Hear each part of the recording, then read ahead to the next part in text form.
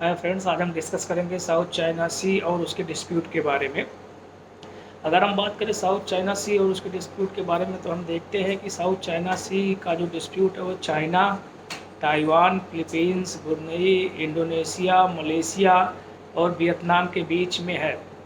इसमें एक Lujan state के पास एक देश है फिलीपींस, वो भी इसमें प्रमुख रूप से एक तरीके से शामिल है। अगर हम देखें कि आखिर साउथ चाइना सी में इतनी प्रॉब्लम्स क्यों हैं, क्यों साउथ चाइना सी में इतनी प्रॉब्लम चाइना क्रिएट कर रहा है, तो अगर हम साउथ चाइना सी की देखें तो इसमें वर्ल्ड का बहुत सारा आयल जो है एक तरीके से साउथ चाइना सी से ही पास होता है। और उसमें सबसे बड़ी बात यह है कि आयल जो है सबसे ज़्यादा जापान को पास होता है, चाइना को पास होता है, सिंगापुर को पास होता है, फिलीपींस को पास होता है, इंडोनेशिया को पास होता है। सब साउथ चाइना सी के रास्ते से ही जाता है।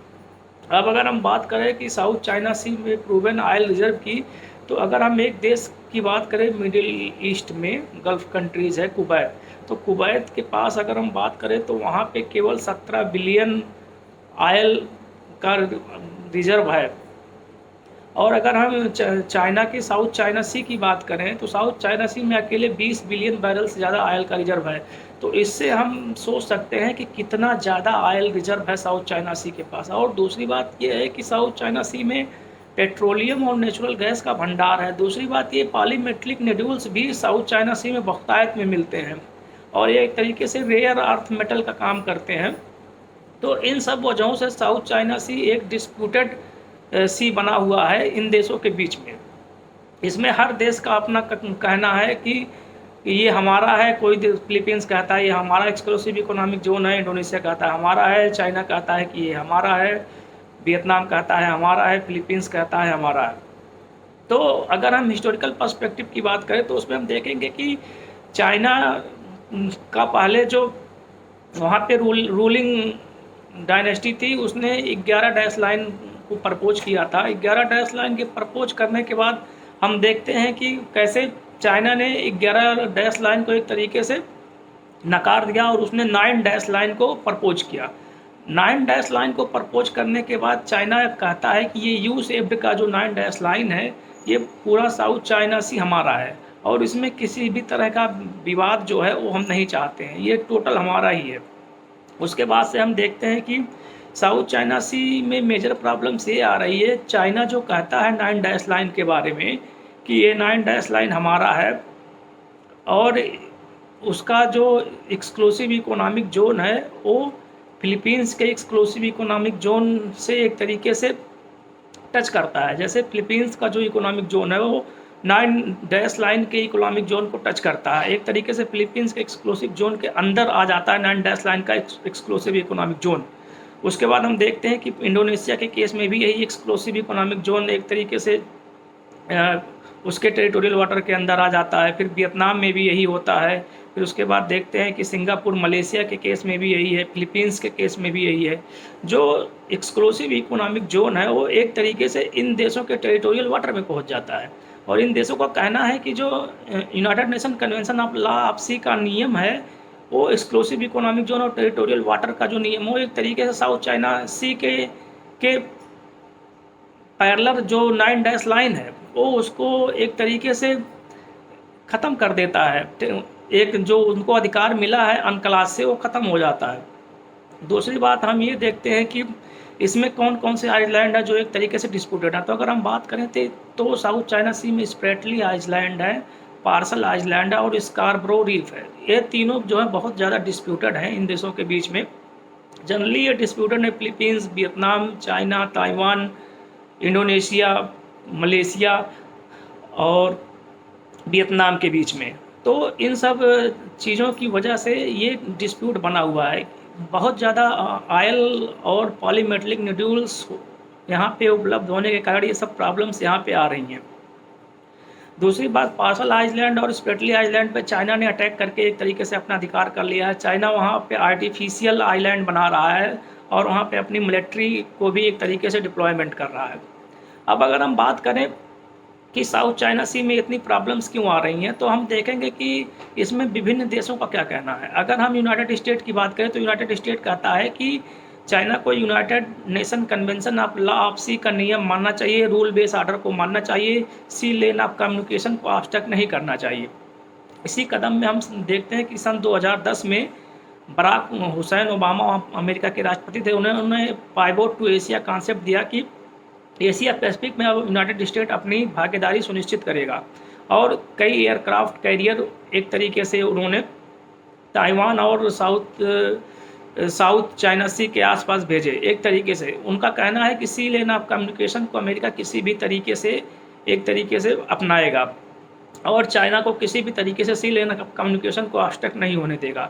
ये तो यूनाइटेड स्टेट का कहना है। दूसरी बात हम देखें कि इंडिया का क्या कहना है। इंडिया कहता है कि प्रॉपर रूल बेस्ड सिस्टम होना चाहिए, United Nation Convention on Law of Sea के नियम को मानना चाहिए और जो हेग आर्बिट्रेशन कोर्ट का फैसला है उसको भी चाइना को मानना चाहिए।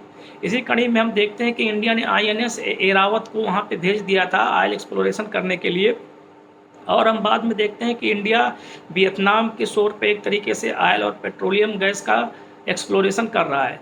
चाइना ने इस पर एक तरीके से कड़ी आपत्ति जताई कि ये चाइना के सॉवरेनिटी और यूनिटी और इंटीग्रिटी के खिलाफ है कि इंडिया के शिप्स जो है यहाँ पे ऑयल एक्सप्लोरेशन कर रहे हैं, ये ठीक नहीं है, इससे युद्ध होने की प्रबल संभावनाएं हैं। लेकिन इंडिया इससे इनकार करता रहा। इंडिया का कहना है कि सी लेन ऑफ कम्युनिकेशन मेंटेन रहेगा, ये किसी भी तरीके से ऑब्स्ट्रक्ट नहीं होना चाहिए चाइना के द्वारा।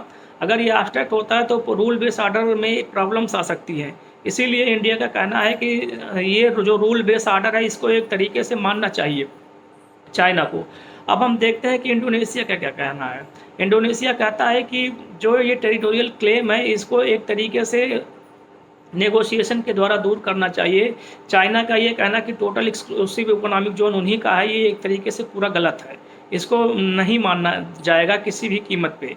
और इंडोनेशिया का भी देखते हैं कि टेरिटोरियल वाटर और एक्सक्लूसिव इकोनॉमिक जोन है वो यू से चाइना का जो 9 डैश लाइन है उसको ओवरलैप कर जाता है, तो मेजर प्रॉब्लम यहाँ से भी शुरू होती है। फिलीपींस का कहना है कि पार्सल और स्प्रेटली आइलैंड पे अधिकार करके चाइना ने एक तरीके की मोनोपोली अपना ली है साउथ चाइना सी में और एक तरीके से मनमानी कर रहा है, आइलैंड बना रहा है और इससे पूरे एरिया में प्रॉब्लम शुरू हो गई है और इसी वजह से पूरे एरिया का डेवलपमेंट नहीं हो पा रहा है। अगर हम देखें तो मलेशिया का भी यही कहना है कि चाइना को United Nation Convention on Law of Sea और हैग आर्बिट्रेशन का जो फैसला है उसको मानना चाहिए, क्योंकि अगर पूरी दुनिया में अगर कोई नियम कानून नहीं मानेगा तो उसके लिए प्रॉब्लम्स शुरू होंगी। उसके बाद हम देखते हैं कि एक ही देश ऐसा है साउथ चाइना सी के आसपास जो चाइना का हमेशा समर्थन करता रहा है, वो है कंबोडिया। ये हिस्टोरिकल रीजन की वजह से चाइना का समर्थन करता रहता है। उसका ये कहना है कि साउथ चाइना सी में जो 9 डैश लाइन है वो चाइना का एक तरीके से प्रिविलेज है और उसका राइट है कि जो वहाँ पे ऑयल एक्सप्लोरेशन कर सकता है, सी लेन ऑफ कम्युनिकेशन को एक तरीके से मेंटेन कर सकता है, वहाँ आइसलैंड बना सकता है। इसी कड़ी में चाइना ने हमने देखा है कि पार्सल और स्प्रेटली आइसलैंड पे उन्होंने अपना एक आइसलैंड बनाया है जो कि ह्यूमन मेड है। दूसरी बात हम थाईलैंड की करें तो थाईलैंड ये कहता है कि एक तरीके से हम लोगों को मिल बैठ के बात करना चाहिए और ज्वाइंट रिसोर्सेज के प्रोडक्शन को एक तरीके से वो करना चाहिए कि साउथ चाइना सी को एक तरीके से आपस में बैठ के सुलझा लेना चाहिए और जो भी रिसोर्सेज हैं इसका एक प्रॉपर डिस्ट्रीब्यूशन होना चाहिए। जो भी इसके नेबरिंग कंट्रीज हैं जैसे वियतनाम है, ताइवान है और फिलीपींस हैं और सिंगापुर है, इंडोनेशिया है, थाईलैंड है, इन सब देशों के बीच में जॉइंट रिसोर्सेज का मैनेजमेंट होना चाहिए ताकि कोई भी प्रॉब्लम्स आने पे इन रिसोर्सेज को इन देशों के द्वारा दोहन किया जा सके। दूसरी बात हम देखते हैं कि पाइवोट टू एशिया पॉलिसी जब से आया है तब से उसने चीन की नाक में दम कर रखा है। बहुत सारी प्रॉब्लम्स शुरू हो गई हैं पाइवोट टू एशिया आने की वजह से।